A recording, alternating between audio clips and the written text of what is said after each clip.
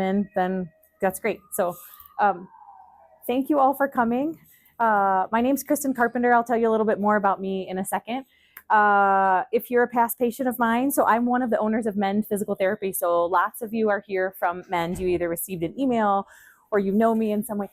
You might have gotten some of my spiel before, better as a patient than as a family member of mine or a friend, because they've heard me on my soapbox about strength training for probably the better part of the last decade, right? So if you follow anything in like the New York Times Well section, or you've heard of the book Outlive, or you listen to the Huberman podcast, or you're interested in longevity at all, then you are probably keen to the fact that our lifestyle factors, so that is how we move our bodies with exercise, what we eat, how much we get outside, how much we sit, these are probably the most powerful medicines we have to improve our health right now. And the people, pharmaceutical companies, if they knew, they probably know, if we could get empowered enough to take control of our own health, we could put a ton of drugs off the market. We just wouldn't need them. And I really, truly think, Maggie and I believe that exercise is the most powerful medicine that we have. But what I've seen as a physical therapist practicing for like the last 16 years in a very fit, very active community is women are continually underdosing themselves with exercise. We are fantastic in Boulder County with getting our cardiovascular, our moderate intensity cardiovascular exercise in. We are pretty terrible about picking up heavy things. And we'll talk a little bit about why for women, heavy or high intensity weight training is so crucial for us specifically, probably more so than men, okay? So some of the things having to do with our hormones and things like that. So welcome to this talk. We are doing this talk to try to like do a Mythbusters sort of thing or just education around why this is so important for women as we launch the class that's going to be hosted here at Koda CrossFit starting next Tuesday. So we'll talk about the logistics of the class at the end of the talk and how it's going to work. Like I said, some of you know me. My name's Kristen Carpenter. I'm a doctor of physical therapy. I specialized in orthopedics for about 8 to 10 years before I had 2 kids who are now 7 and 9. And having kids changes your body, changes your life. And for me, it changed the way I exercise. And that sort of became, hi, welcome. No, come on in. So I guess my mission and sort of my specialty area in my clinical practice now is, yes, I still treat a lot of orthopedic problems, but I see a lot of women, pregnancy, postpartum, years postpartum, and osteopenia and osteoporosis too, just wanting to maintain their bone health, maintain their overall health and longevity. So I've been practicing in Boulder for about 16 years. That's me. I've been working out at this gym for about 4 years. And I just feel so fortunate to have an owner in Kevin Schutz, who you guys just met, we have very similar kind of like, this is sort of their mission, integrity, progression, community.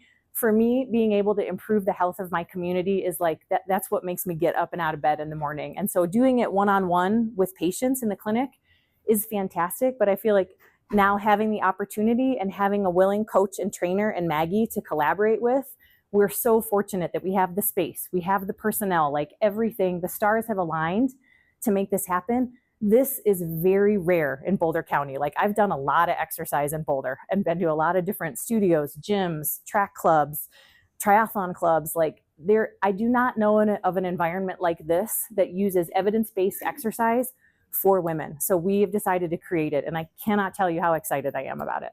Okay. Before I let Maggie introduce herself, I've already said I feel very fortunate. Like she is so skilled. Like when it comes to exercise programming, motivating women to be fit and to improve themselves, I can't think of someone better. So turn around or have Maggie come on up here. Yeah. Yeah. My name is Maggie. Welcome. Thanks for coming, guys. I've been training for about 11 years. I have a degree in exercise science. I've been group fitness instructing and personal training one-on-one, designing programs for people that have equipment at home. I absolutely love it. It's what I do every day. Sorry about the music, guys. It's going to get louder. Wait for me to drop it. But I'm super passionate. Just like she said, I feel like it's coming more and more out on how important it is for women. Like my grandma's 92 years old and she's still like, I don't think you should be lifting those weights. And I'm like, Grandma, it's changing now. We should be lifting the weights. So just the more knowledge we get and learn and see, like I'm getting super passionate and excited. The more I learn as well. So I'm just ready to help you guys. And the biggest thing I keep hearing is like, am I okay to come in? Like I have no lifting experience. And I'm like, yes, I don't care if you have lifting experience or if you're an elite athlete, we can all be under the same roof and all get an amazing workout in. Even if it's the same workout, it will just vary by weight for some, vary by intensity, but it's for everybody. I would tell my 92-year-old grandma she better come if she lived here. So welcome and thank you, and I can't wait. And I hope you guys all at least give it a week. If you give it a week, I know we can get you. For sure. So thanks for coming. Yeah.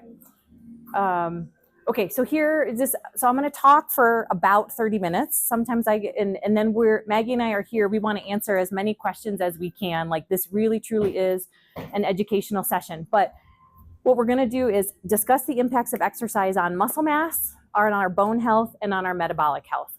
Those are like three massive swaths of literature that we're going to condense into 30 minutes. But I think for me, if y'all haven't committed to the class, that's fine. I want you to leave here with some really valuable education so that you might be able to tell your friend that was just diagnosed with osteoporosis that's afraid to lift her groceries up. Like, hey, it's changing. We're actually finding that we're much more resilient than what your osteoporosis doctor is saying. And I find in clinical practice, we're still quite conservative. So I think if you are empowered and you know some of the scientific literature, you're going to have a friend or a family member that you can help empower. So if you're already signed on for the class, that's great.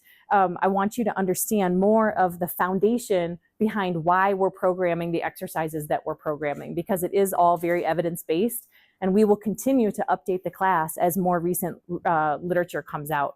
We're going to address safety because when we talk about women specifically doing strength training, there are many barriers, and there's literature to support this. So one is, am I going to get hurt, or is this safe? Two is, it's boring, right? And it is. Like if you're going to go lift, 5 sets of squats times 5 reps and wait 3 minutes in between each, it is kind of boring. But when you're doing it with a friend and alternating sets, and you have Maggie saying, hey, that looked really good, do you feel like you could put 5 pounds on either side of your bar? The whole environment just changes. Like the energy is different. And so we're trying to reduce these barriers for women getting in the gym. Injury, boredom, not knowing what to do or how heavy. So there's going to be a learning curve where it's like, we're going to teach you how heavy is heavy enough to get the benefits that we're talking about. And that's all part of how we've designed this class. We'll talk about the logistics of class, what it's going to cost you, when you can come, what can you do if you can't come to still make it worth your time and money to pay the monthly fee. We'll do a question and answer session, and then we'll do a tour of the facility.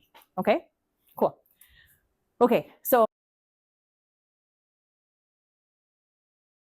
I think it's another Band-Aid for all of the health problems that we have. There was a study that recently came out that said that 93% of Americans are metabolically unhealthy. So that either means they can't control their blood sugar, their body mass index is too high, their blood pressure is too high. 93%.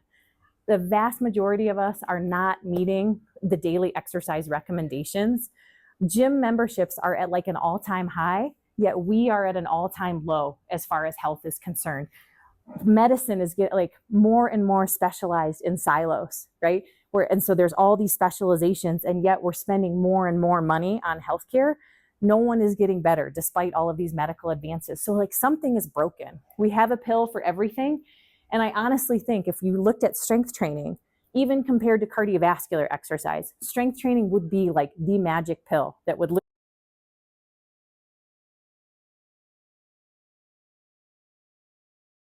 of these cellular problems, like what's wrong with cell, it doesn't do anything to help repair cells and thus the disease process. So every pill that we have, for the most part, is addressing a symptom, and strength training is literally like the thing that is getting at the cause, and exercise in general. But when we talk about the power of strength training, like versus some cardiovascular training, I think you're going to see like a big thing for function as we age is this strength and power. I know you guys probably can't read this, but strength and power is one of those things. And when we get older, If we lack those things, that is the line that divides us between living independently in our home and being able to still be in a 2-story home and going into an assisted living facility. And running a marathon, being like having a monstrous aerobic energy system is not going to keep you living independently at home, but strength is.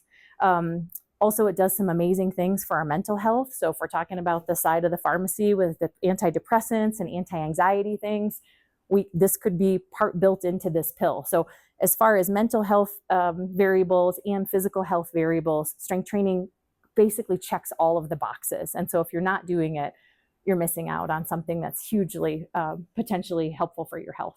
Okay. This slide is a little bit busy, and I'm sorry. So I'll explain it to you. Okay. So I think of I want you to think of 3 things in this slide. The 2 colorful lines, so the green line and the blue line. Those are 2 different people.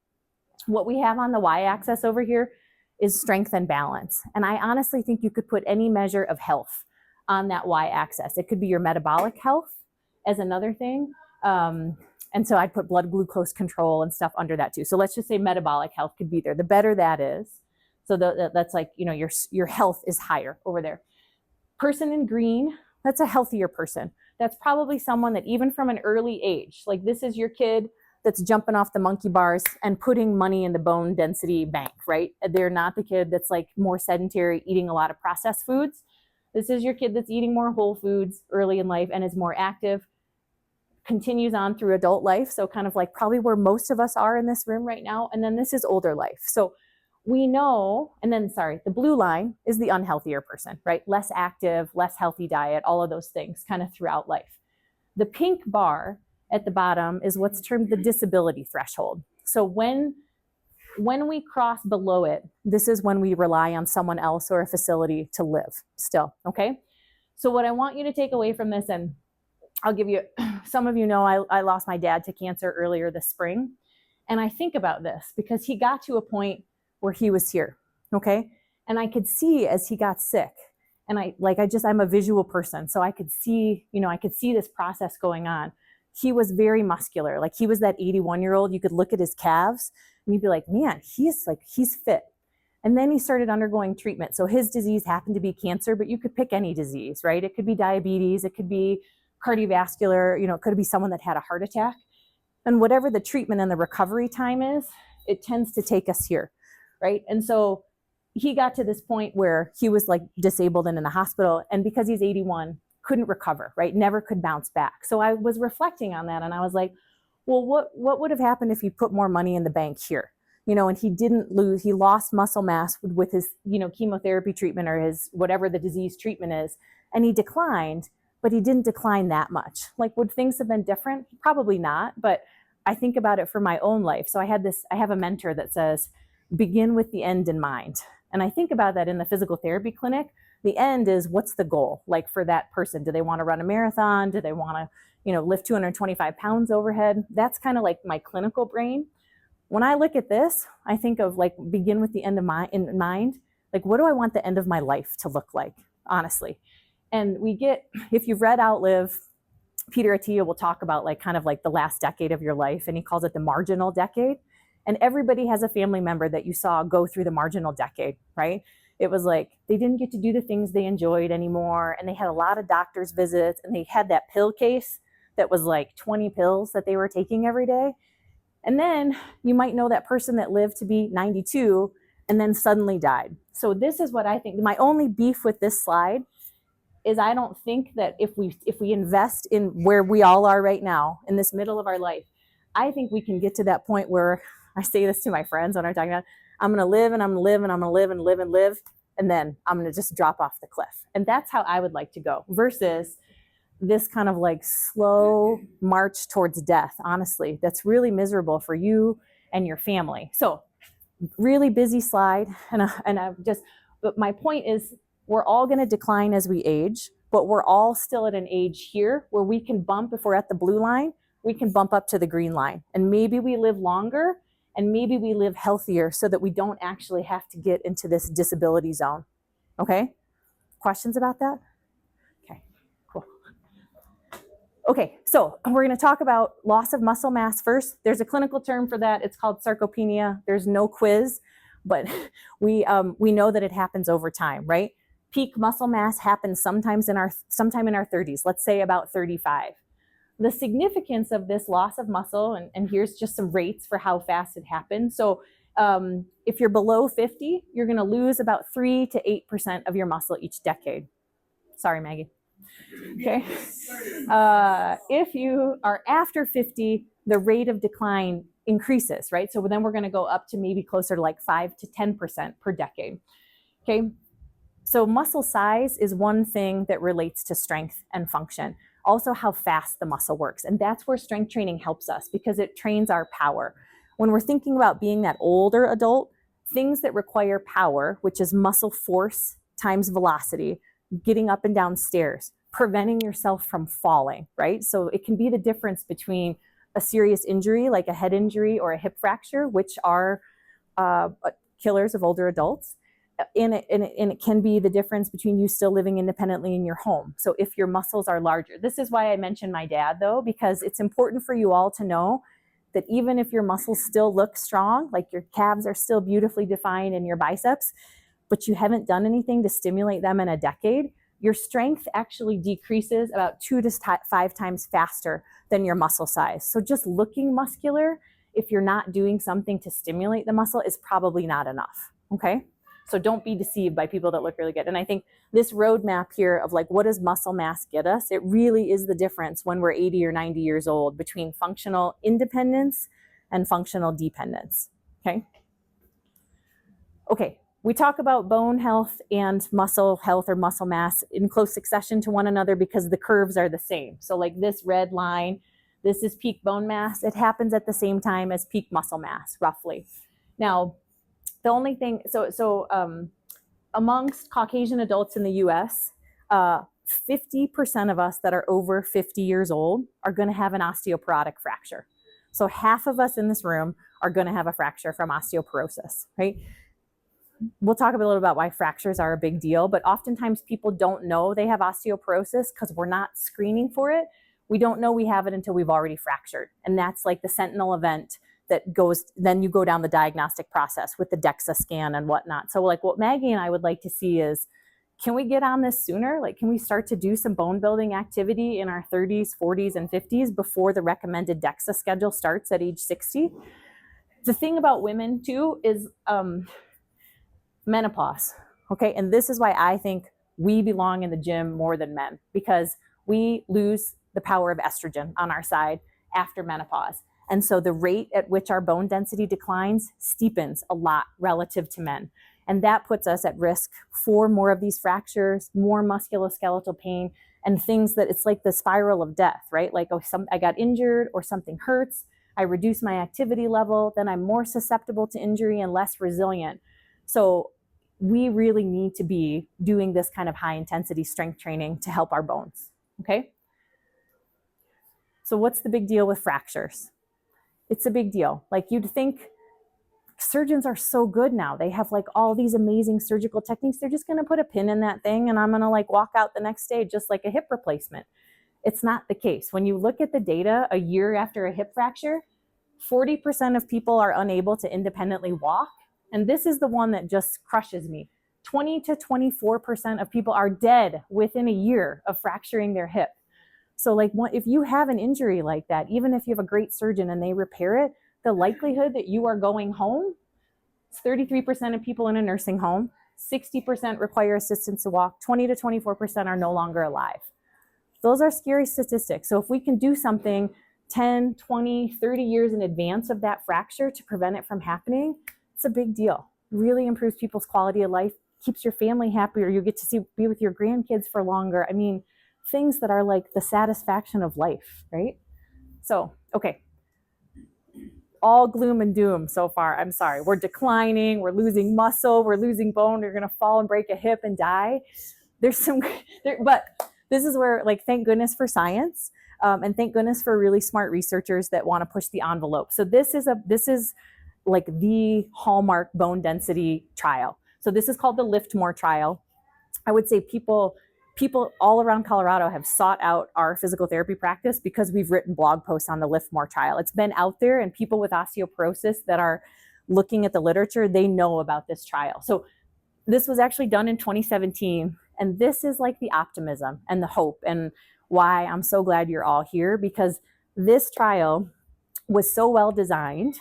So they only had about 100 women in the trial, which doesn't sound like a lot, but they followed these women for 8 months. So to be able to have exercise participants for 8 months is amazing. Usually you see studies where it's like a 2-week intervention, a 4-week intervention, maybe 12 weeks. When you're talking about bone, a bone cycle turnover is like about 4 months at a minimum. So the fact that we got to see what the results were like for after 8 months really gives us a good picture of how bone responds to strength training. So what they did in this study is they had 2 groups. They had a high intensity strength training. So when we say high intensity in the exercise science literature, that's based off of a percentage of your 1 repetition maximum. So a 1 repetition maximum is just what it sounds like. It's the amount of weight you could lift one time, as much as you possibly can. Maggie and I are not going to test that because in a novice setting, it's not very valuable, because people, you need to learn the movements. Like there are people that have been lifting weights for 10 years and they will routinely do that on a periodized schedule. What the literature tells us is we don't have to do a 1 rep max testing to prescribe you all a high intensity strength training program. Okay. Group 1, high intensity strength training. So that's about 80 to 85% of that 1 repetition maximum. And the movements are just foundational movements that you'll see. It was a squat, a deadlift. You don't have to know what these are. Again, there's no quiz. This is what Maggie and I are going to teach you. So a squat, a deadlift, an overhead press, and then they did an impact exercise, because bone responds very well to rapid impact. Okay, so what they did is they had women grab a pull-up bar, jump up as high as they could, and then just let go, and then land hard. Right? And bone really likes that rapid loading. So that combination of just 4 exercises, they did twice a week, and the class was supervised by a physical therapist. So we'll talk about this when we talk about safety. And then the comparison group was just like low intensity, body weight, lunges, some mobility things. And those women did it for the same amount of time, 30 minutes, and at home, but unsupervised. Okay. So what was like everyone grasped onto is, oh my gosh, not only did these women just maintain their bone density, because oftentimes with an osteoporosis doc and they're prescribing medications, they're just looking to slow the loss. What they found with these women is they put on bone mass. Their DEXA scores improved. It was awesome. And they also did a battery of these functional performance tests that, like me as a physical therapist, I would use to determine if someone was at risk for falls. And the high intensity group, they improved across the board with those functional outcome measures. So we have better bone mass, we have better functional performance tests, and the control group, no change.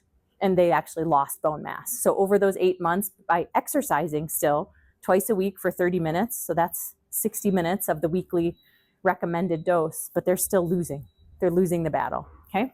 So that, I would say, this is like one of the key data points that Maggie and I are using to prescribe exercise for you all, is like, we want to find a way to get you to load heavy enough so that we can get this response. Okay. We're not going to do it all at once. There's a learning curve. And in this study, they gave the women a month to learn the movement patterns, familiarize themselves with weight progression and things like that. So by no means are we going to push you to be like, it's day 1, we're going 85% today. You know, that's not the intention, because bone doesn't change that quickly. It's 4 months at a minimum. So that's the other reason that we're encouraging you guys to please give it a shot. Like if you're looking for your bone health to improve, it's probably going to take some months, right? And even if we're talking about strength and muscle mass to improve, a training cycle like that is 6 to 12 weeks.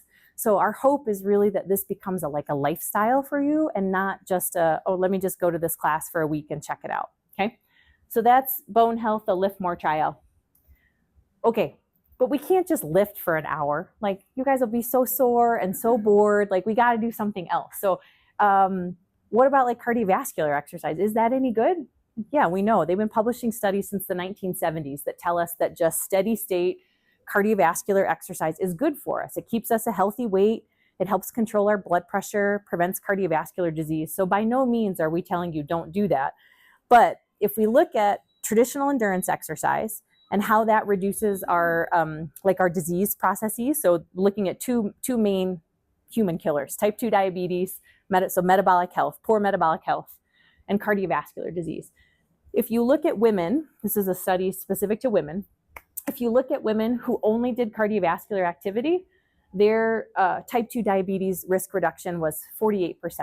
If you combined the endurance exercise with strength training, that jumps up to 65% reduction in the risk for developing type 2 diabetes.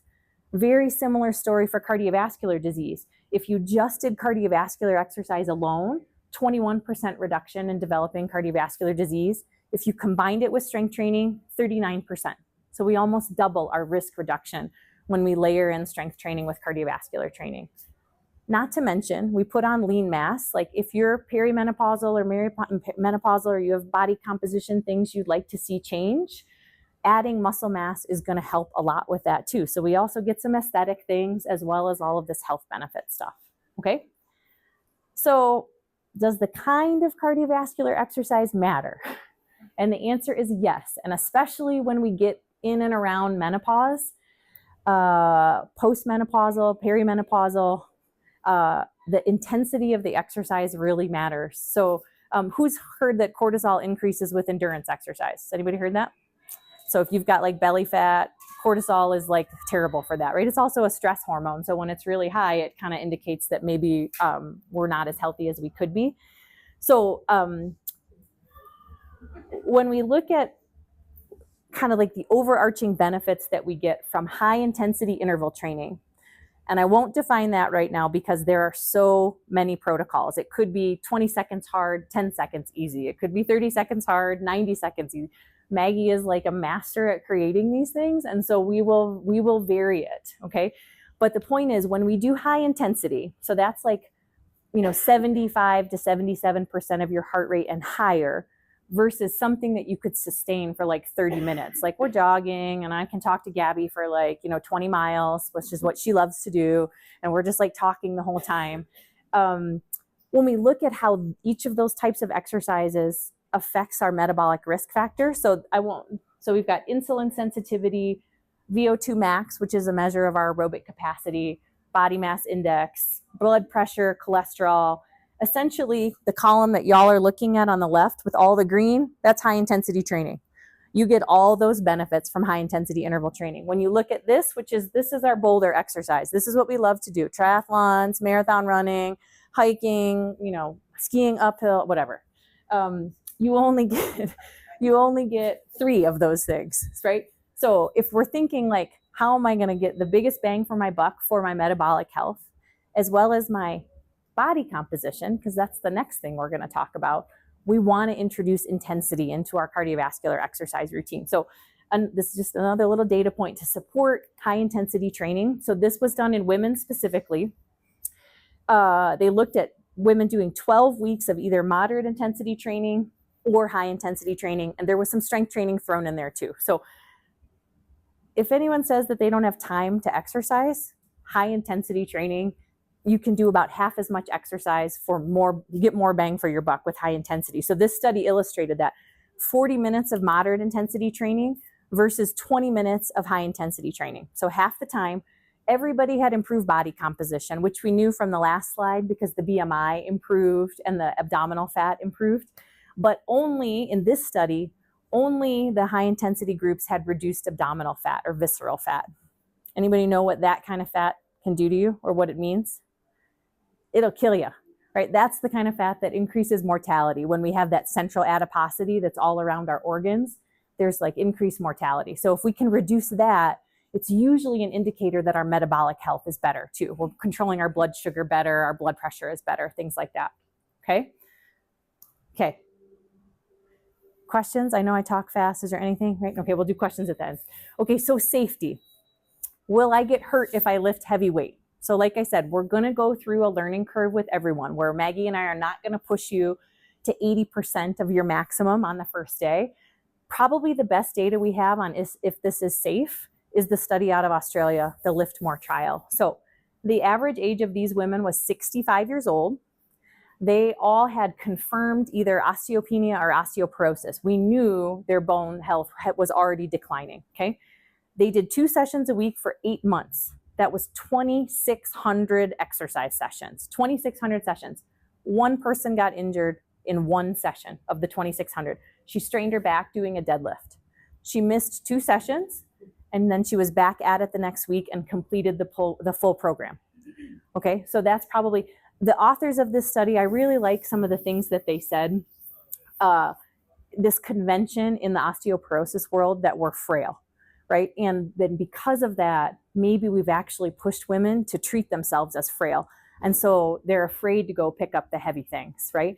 And as a result, we're in that spiral of death again, right? Like, I won't lift heavy things. So now not only is my bone mass declining at a more rapid rate, but now I'm losing muscle mass, and now I'm losing function. And now I'm also incontinent, because there's some links between that, and all that whole picture of things is called frailty. And when we become frail, that's when we get hospitalized or we get put in like a nursing home, right? So like all of this stuff, it's all interlinked, like our health, our bone health, our muscle mass, like, and so, okay. Okay. The other thing with safety, so I'm talking about doing high intensity exercise, high intensity cardiovascular exercise. Maggie and I have designed this class to be very evidence-based. So you could easily go to like a boot camp class, right? And no one would screen your cardiovascular system. The most adverse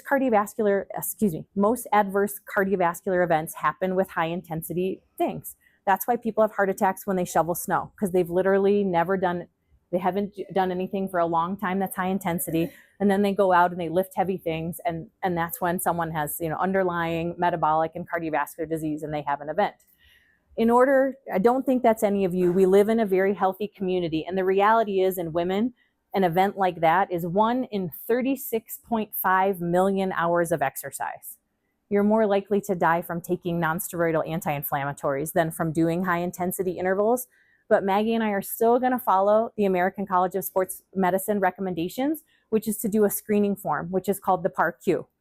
If you sign up for the class, you can fill that out electronically. Essentially, it's 7 questions. I have paper forms here if you guys want to fill one out tonight, or if you just want to look at it. It basically just asks you, did your doctor ever tell you have a heart condition?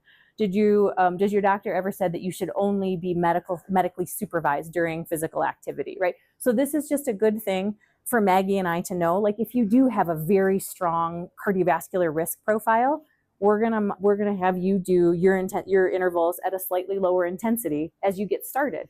The catch-22 with all this is, with high intensity intervals, it actually reduces our cardiovascular risk. And they're starting to study these in cardiac rehab settings, and they're finding that it's safe. So it's like, we want to know, because we like to kind of take a slower ramp to high intensity. But the reality is, if you say no to all of these, you can exercise as intensely as you want. But Maggie and I just want to know, the same way I want to know if you have a past injury or like a current knee that's cranky, and that might be a limiter for squatting, because we can work around that. And so this is really just kind of an evidence-based screening thing that we're making sure that we do. Okay. So I think that covers the safety things. And then here's just the logistics of the class. So we're offering this class 4 times throughout the week. Tuesday, there's a morning session at 9 a.m. and an afternoon session at 4 p.m. Thursday, there's a 5:30 p.m. session. Friday, there's an 8:30 a.m. session. The cost is $185 a month, and that's for both Maggie and I to be there at every class. You also get a free consultation at Mend if you want to do a one-on-one visit with me in a clinical setting if you do have neck pain, back pain, knee pain, concerns about your pelvic floor, you had a baby, you have abdominal separation, you leak with jumping. Like, these are all things that we can talk about, and that's included. Anyone can use that at any time. If it's like, I've had a couple people say I can only come to one of those times per week. So the beauty of being in this facility is, for that $185 a month, you get access to all of Koda CrossFit's classes. Maggie and I have talked about this. There's a beginner's class. Like I told you, our class is not CrossFit. We want it to be, a little more broad-based as far as strength and conditioning is concerned, not as specific with gymnastics and handstands and things that are done in CrossFit, which honestly are not going to benefit your health and might just make you look silly. And worst case scenario will make you hurt a little bit. But there is there are 6 classes a week that are called Foundations. And Foundations is like basically like a beginner CrossFit class, but it kind of goes over the foundational movements of squatting and overhead pressing, some of the same things that we're going to do. So for that same fee, like if you could only come to our Tuesday morning class, you could go to a second class during the week that was the Koda Foundations class. And if you wanted to come more often than twice a week, like let's say you could do the 2 women's class every week, you could also come, 3, 4, or 5 times a week by supplementing with the foundations class. Okay. And that is why we really like this collaboration that we have with Koda versus trying to do this out of a smaller facility, because we can serve more people by doing this. Maggie and I won't be coaching that class, but we are in communication with that coach. So you would feel like there was some continuity, but probably not as much as if you just stuck with the women's class. Our hope is that this takes off enough and that we rely on you guys to bring a friend or to tell them something that I said to dispel some myth, and that it grows enough that we can actually add more classes, because we have the space, we have the equipment, we have the personnel, but we just need the numbers to make it happen. Okay, so those are the logistics. Can I add one Yeah, thing? yeah, please. So for the classes, just at a programming standpoint, so obviously Tuesday, 9 a.m. and 4 p.m., that's going to be the same exact class. Not that you would come in the morning and come again, but it gets confusing with the Thursday, Friday, because we didn't want to be here Friday afternoon, so it's a bad time. No one really comes to the gym that late. So Thursday's PM class and Friday morning's actually going to be programmed the same as well, just to let you guys know. Yep. So it wouldn't be terrible if you came. Like, I could still work with you and give you something if that's all you can make work. You could definitely come. Just wanted to let you guys know that it would be the same workout, but I'm happy to give you something else, as well as I coach other classes, and if you wanted to come to one of mine, I would know exactly how to help you. Yeah. Our hope is to get you here consistently, a minimum of twice a week in whatever way we can, because otherwise the benefits, like, they just come really slowly. There is research that says if you train to fatigue, you can get benefits in one session per week, but it feels like slow, like you're just not progressing. And our hope is that it's honestly fun enough that you want to be here, right? And that you make some friends and community. And yes, an hour. Yep, you should plan to be here for an hour, but that's going to be warming up to the appropriate weight for the weight training component, and then probably a little rest period, and then going into the interval training. And yeah, yep. Okay. So I hope I've made it clear. I've been told before I'm a little bit passionate and intense about this, but I am, and just a little, Lori, thanks. But promoting health and wellness in our community is a shared value between Mend and Koda, and we truly, truly believe that this format and the type of exercise that we're offering is like the most evidence-based way and effective way to meet a lot of the health, wellness, and aesthetic goals that women have. Okay, the QR code on here is to register for the class, to just take you straight to it all happens through the Mend booking thing. So that's what that is. And I think that's all I have. So I was almost 30 minutes, not quite. So, okay, but we'd love to show you around. There is a class going on, but we want to show you that we have kind of like a little separate area that's like our area. So even though there might be other classes going on, like, we're going to be a little bit obscured in this corner. Just so you know, there is a bathroom, there's a shower here. So people do come right before work and shower, or come, like, I guess we don't have a midday class, but if you had to come in the morning class and go straight to work, there's a shower. And then I'll show you, there's this is a little lounge area out here where some people stash their things. There's also a really great space upstairs that I want to make sure you know. So if you do come to class, probably for the first couple weeks, like, Maggie or I will be kind of like hanging in that front area where you met us today. But then we want you to feel comfortable coming in and find your own space to stash your bag and your things like that. So we'll just take like a quick tour, and then she and I will just kind of be in here hanging out, and we'll answer any questions. If there's questions for the group, I'll take those now. If you want to just talk to us individually, we'll do that after the tour. Okay? Cool. Is there a class size limit, and how do you sign up for a class? That's a good question. There isn't a limit right now. So what we're hoping is that we have at least 20 participants sign up for, like, right now. And if they distribute it evenly, that would be 10 per class. But we can't guarantee that people are going to distribute evenly, which would then be a 1-to-5 ratio of instructor to participant, right? And Maggie and I talked about how many people do we feel like we can safely monitor. And so if the class itself got, like a single class got bigger than about 20 people, then I think we would probably cap the enrollment. But right now, as far as how to sign up, right now it's just registering here and then coming to any of those classes. Like, you don't have to sign up through an app.